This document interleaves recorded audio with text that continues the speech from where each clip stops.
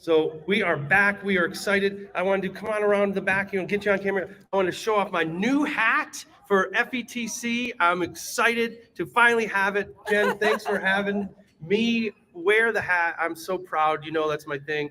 And we look forward to being at FETC in January, back in Orlando, right? Yes, and we're thrilled to have you, Matthew. So January 14th to 17th, back in Orlando, and we're glad to be there. And we want all of Matthew Joseph's friends to be there too, and all of his podcasts and authors. So we're proud to be a part of this EdTech community. So thank you for wearing that. It's my honor. All right, I'm excited and proud for it and love sharing ideas that we just did backstage. And those are going to be coming to life very soon. And speaking of some of my friends and some of our authors, I am thrilled to welcome in two of them right now. Destiny and Kris, thank you for joining the Stronger Together podcast. Hey, thank you so much for having us. It's good to be here. So the tricky part, we only want to get it really close to you. And we've learned, I've gotten some good feedback for the people watching, especially because we've actually had a few times people have stopped by. So for those of you walking by, we are live. We are Stronger Together, sharing easy voices. We have the EdTech nerds here. Their book just came out. Do you have a copy to hold up? I do. Look at that. That looks awesome. So tell us a little bit. We're going to jump ahead. What brought you, the EdTech nerds, writing something about mindfulness? Well, we actually come from a split history. Kris is the director of technology and has been in education for over 28 years. And I was in the classroom for over 23 years and also an instructional technology coach. I am one of the teachers that left due to burnout. And after all of that time and trying to get the support I need, and I just needed to step away from my own health, and I really missed that part of education and supporting teachers. So when we founded EdTech Nerds, we wanted to really focus on mindfulness and how we can support teachers so that they don't have to experience the same type of burnout. Awesome. And back from his own work on our Stronger Together sponsors from Tech Rob, you're out of breath, but tell us, you're going to hand over the mic, tell us a little about Tech, and we're going to jump over to you, Kris, next, so you get a little time to think. Okay. Hey, good morning, guys. Hey, guys, how you doing? Sorry I'm late. I was just giving a session on social emotional learning and mindfulness in the classroom. Wow. Oh, cool. How funny is that? Yeah, so I was talking to educators and anybody that wanted to come on my poster session about using Google tools to set up SEO check-ins with students. Tools that we're using every day. Teachers are using Google Slides, Google Forms, and Google Docs, and how easy it is to create SEO check-ins with the students. And then I put together a calming site that had some different videos and different auditory help for the students. So that's where I just heard how important mindfulness is to you guys, and I just spent an hour talking about that. So that's very cool. So just quickly, I don't want to take away from your time. My name's Rob Abraham. I'm an instructional strategist at Tech. We're at booth 1973. It's my wife's birthday, so I have to remember that birth year. We have some great products that we can share with you and great people that want to help you out with integrating technology into your curriculum. I don't want to take any more time away from people here. I'll be back later. All right, so coming up after Kris and Destiny, Rob will be joining us in as he sets up. So Kris, how did you go from tech director role essentially into writing a mindfulness book? So for me, it became a lot about being tired of losing my teachers to burnout. We put a lot of effort in training and building relationships with our teachers, and then they get burned out and go away, and I can start over again. And so a lot of it also comes from the history of working in education technology and trying things over and over again that didn't work because we didn't apply it in the right way. And so taking a very mindful approach to the technology that we select to use in our classroom, and evaluating things better and making stronger choices helps us avoid that burnout. So how have you seen this message resonate? Now, I've seen you, because you're both from Texas, is that correct? That's right. So I saw that you were at TCA most recently and a couple of the other events. How has this message been received from those that you share it with?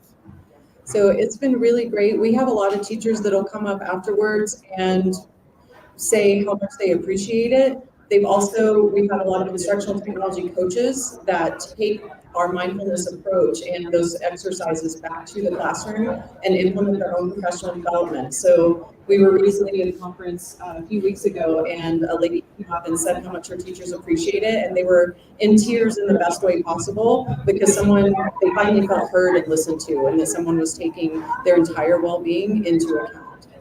And I think that's great when we have this, we're sitting at the largest EdTech event that's happening right now, and you're talking about having a low-tech solution to this. How has that been working, having this mindfulness, book and time to think? How can you balance that using this technology, but yet having that time to step back, think about things, reflect, and then use how we using the journey? So one of our big things is dial tone.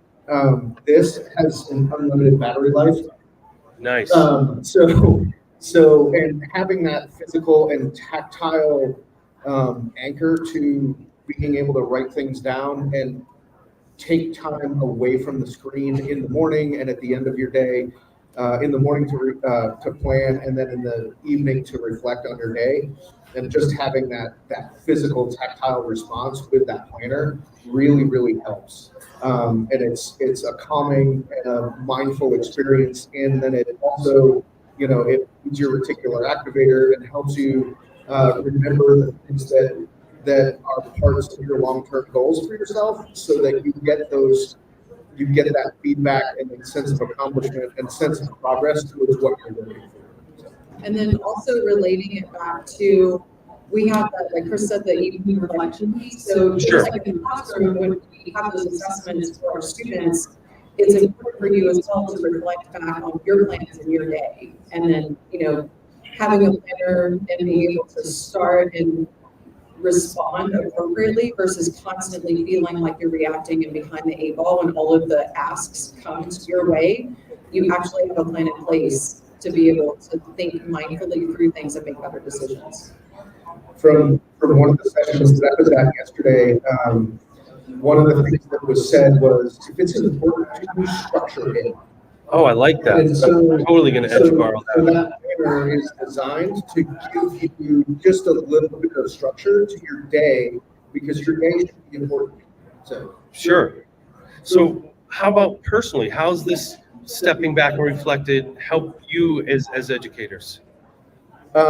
for me, starting off, I have ADHD really bad, and so taking that time in the morning and then again in the evening for me to plan and then journal and reflect really helps calm things down in my head so that I can move through and be actually have a productive day instead of just being all over the place. Because I operate, being a support person in my school, I operate on interruption to interruption. So it's not a contiguous thing for me. So I have to be able to at least have a plan and goals that isn't necessarily time oriented. That helps me a lot. Yeah, and for me, just being able to reduce that decision overload and to brain dump so that you're not constantly trying to remember all the things on your plate. It gives you a place to put those down. And that way, when issues come up, you can think about them in a little bit more thoughtful way. And especially, I know some of us like to make a to-do list, just so we can check things off the to-do list. But if you get through the end of your day, it gives you a place to break down that so that you can get better sleep. Because sleep is such an important quality in being able to function in a positive way to help support the people around you in your schools. So when people think of this, one thing they might say is this is just one more thing. Like, how do you combat that? Because that's exactly the opposite of what that you want to come across in your message. Like, oh, I got to write this down. I got this already. But why is it important to take that time? So if you take the time and plan and then take the time at the end of the day and reflect, it kind of starts to feel like a +1 at the beginning, but then you realize that it helps you focus so much better throughout your day that it ends up being like a -5.